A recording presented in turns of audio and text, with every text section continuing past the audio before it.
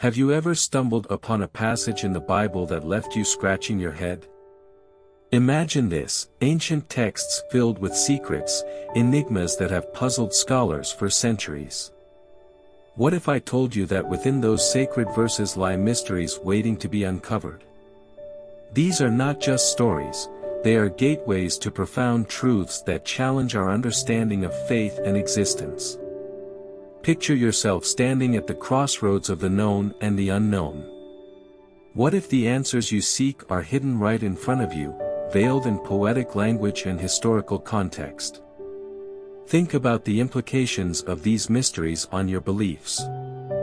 What if they could reshape your entire perspective? As we dive deeper, prepare to question everything you thought you knew. Who were the enigmatic figures that walked the pages of these texts? What secrets did they carry? Are there connections that bind these stories in ways we've yet to explore? Keep your mind open and your curiosity piqued, because the journey we're about to embark on is anything but ordinary. Let's unravel the threads of these mysteries, one revelation at a time. Are you ready to discover what's been lurking in the shadows of Scripture? The identity of Melchizedek. You know, when I first stumbled upon Melchizedek in the Bible, I was intrigued. This figure just appears out of nowhere in Genesis, right? He's described as both the king of Salem and a priest of the Most High God. There's something fascinating about that dual role. It's like he's a bridge between the divine and the earthly realms. His appearance during Abraham's time raises so many questions about his significance and why he's mentioned so sparingly. It's as if the text wants us to ponder his existence rather than provide all the answers up front. Then you have the Psalms and the book of Hebrews bringing him back into the conversation, which adds layers to his identity. In Hebrews, he is compared to Jesus, suggesting that his priesthood is eternal, not tied to the Levitical lineage. That's a bold claim. It seems to elevate Melchizedek from a mere historical figure to a symbol of something greater, almost mystical. It makes me wonder, was he a historical person or a literary device meant to convey deeper theological truths? The theories about his origin are equally fascinating. Some scholars suggest he might have been a Canaanite king, while others speculate he could have been a divine being or even an angelic figure. The ambiguity surrounding his nature adds to his mystique.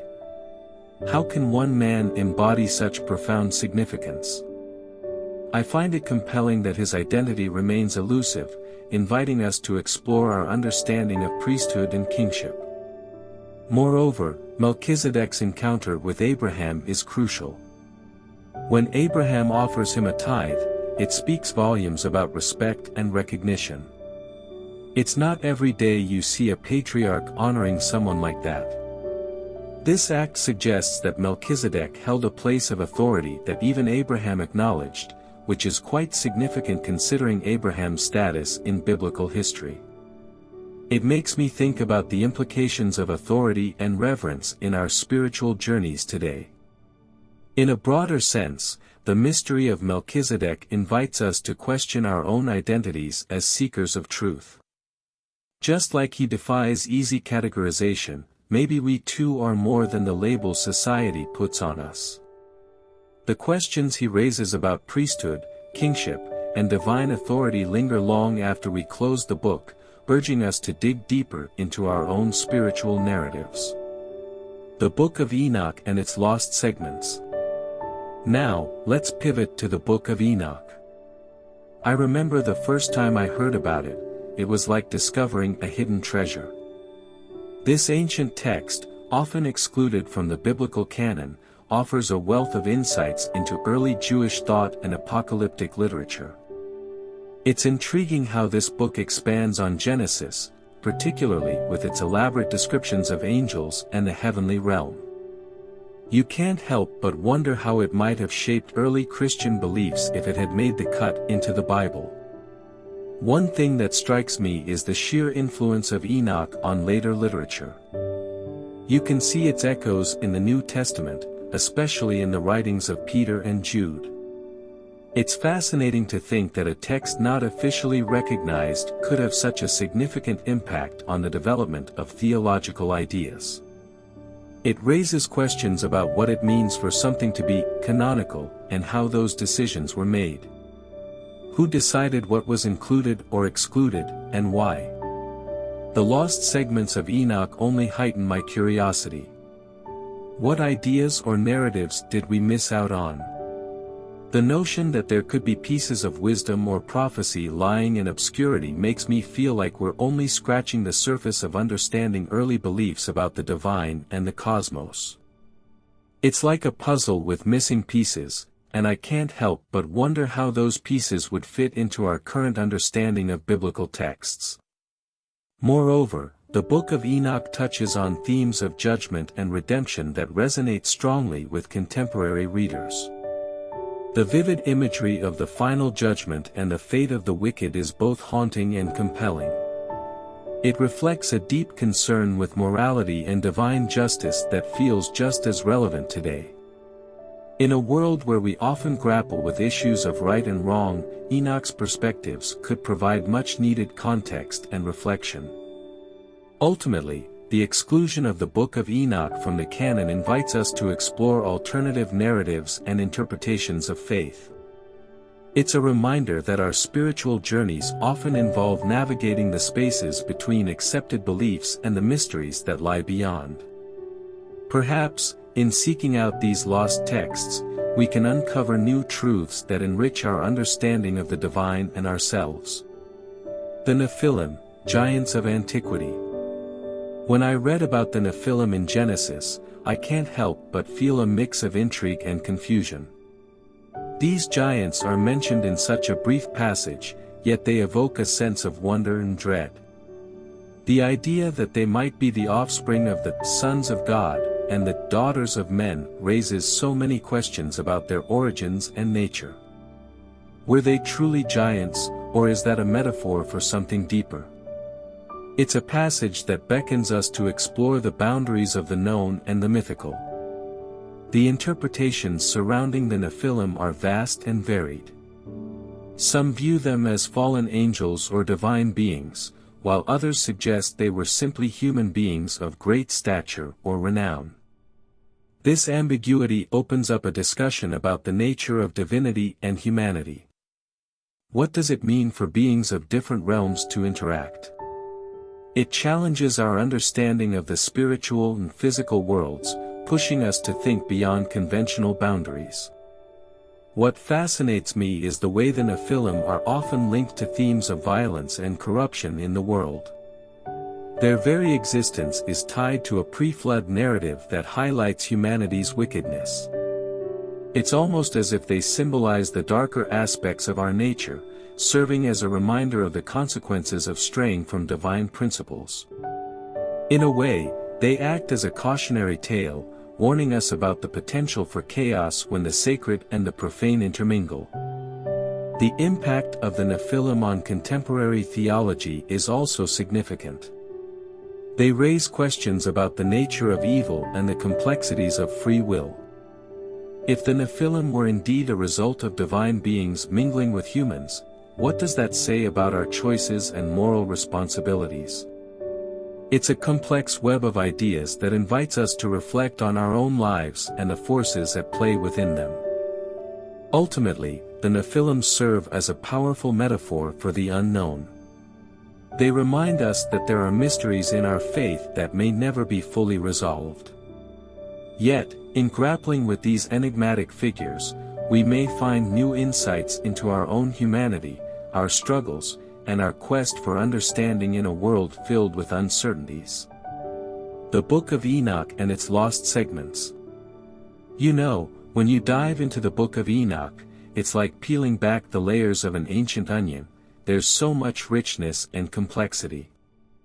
This text, often overlooked, holds a treasure trove of insights about the early Jewish worldview. It's fascinating to think about how it influenced not just the Jewish tradition but also early Christian thought. The vivid imagery and prophetic visions found in Enoch have echoes throughout the New Testament, particularly in the writings of the apostles. It makes you wonder, what other gems have been lost to time? The exclusion of the Book of Enoch from the biblical canon is a topic that stirs quite a debate. It raises questions about who gets to decide what's sacred and what's not. Were the early church leaders simply trying to maintain a certain narrative? Or were they genuinely concerned that Enoch's teachings could lead believers astray? I often find myself mulling over these questions, feeling the tension between the desire for a cohesive doctrine and the richness of diverse theological perspectives. Moreover, the segments that are now lost to us, what might they have contained? Imagine the insights or stories that could have shaped our understanding of faith and morality. The fragments we do have suggest a deep engagement with themes of justice, judgment, and the cosmic battle between good and evil. It's intriguing to think how those teachings might resonate even today, especially in a world that often feels chaotic and unjust. The Book of Enoch also serves as a fascinating bridge between the Old and New Testaments. Its themes of prophecy and divine revelation can be seen echoed in the writings of Revelation. This connection prompts you to consider how interconnected the biblical texts really are.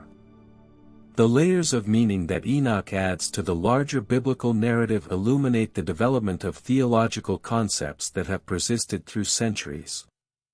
In a way, engaging with the Book of Enoch is like having a conversation with the ancients.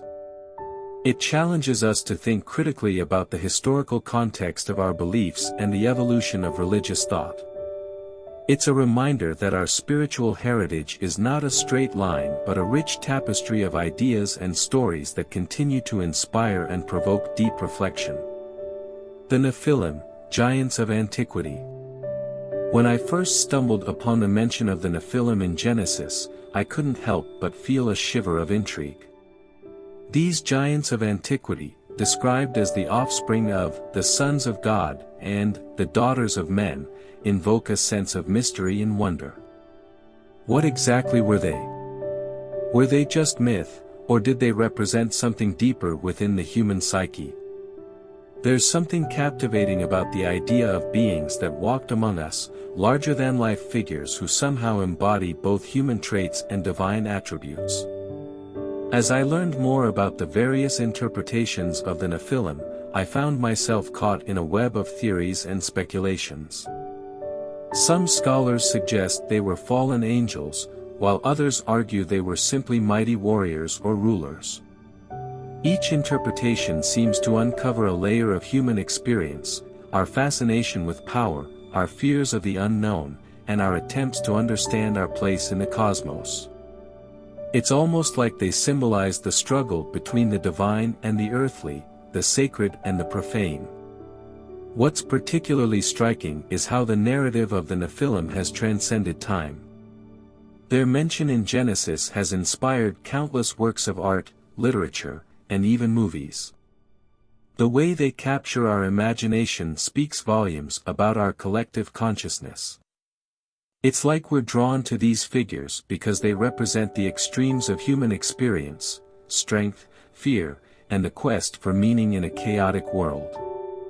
These ancient giants also pose intriguing questions about the nature of humanity itself.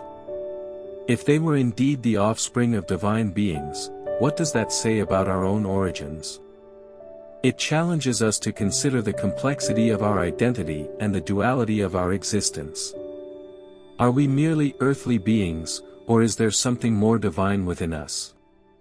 The Nephilim force us to grapple with these existential questions, making them relevant even in contemporary discussions about morality and spirituality. In the end, the story of the Nephilim serves as a powerful reminder of the myths and legends that shape our understanding of the world. They invite us to explore the boundaries between reality and myth, and to reflect on the deeper meanings embedded in our own narratives. It's a journey worth embarking on, one that can enrich our spiritual lives and challenge our perceptions of what it means to be human. The Nephilim, giants of antiquity. When I first stumbled upon the mention of the Nephilim in Genesis, I couldn't help but feel a mix of intrigue and confusion. Who were these giants, and what was their significance? The passage describes them as the offspring of the sons of God and the daughters of men, a phrase that has sparked endless debate among theologians and scholars. Some interpret sons of God as fallen angels, while others suggest they might refer to the line of Seth, contrasting with the lineage of Cain. This ambiguity only adds to their mystique, drawing me deeper into the narrative. As I delved into the origins of the Nephilim, I was fascinated by the various interpretations that have emerged through history. The term itself, often translated as fallen ones or giants, carries connotations that suggest they were not just physically imposing but also morally and spiritually significant. Their existence raises questions about the nature of humanity and the divine.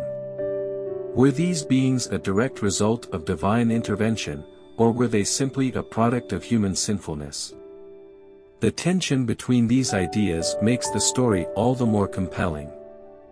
The impact of the Nephilim on biblical narratives cannot be overstated. Their mention in Genesis serves as a prelude to the Great Flood, suggesting that their presence contributed to the wickedness of humanity at that time. This connection highlights the theme of judgment and divine retribution that permeates the text. It forces me to consider the implications of human choices and the consequences they may have on a cosmic scale. The Nephilim, as a symbol of corruption, stand as a reminder of the fragile balance between the divine and the human realms. Moreover, the Nephilim's legacy extends beyond the pages of the Bible into contemporary theology and popular culture. They have become figures of fascination in literature, movies, and even conspiracy theories. The idea of giants roaming the earth stirs the imagination, inviting interpretations that range from the literal to the metaphorical. In today's context, I find it interesting how these ancient beings resonate with modern themes of power, hubris, and the struggle between good and evil. They embody a mythological richness that continues to inspire storytelling across generations. Ultimately, the Nephilim challenge me to reflect on the complexities of faith, morality, and the human condition. Their enigmatic existence invites questions rather than answers, pushing me to explore the depths of the biblical narrative and its relevance today. As I ponder their story, I realize that the Nephilim are not merely relics of ancient myths, they are a lens through which we can examine our own lives, our choices, and the ever-present tension between the divine and the earthly. As we dive deeper into these biblical mysteries, I can't help but wonder, what secrets lie hidden between the lines of these ancient texts?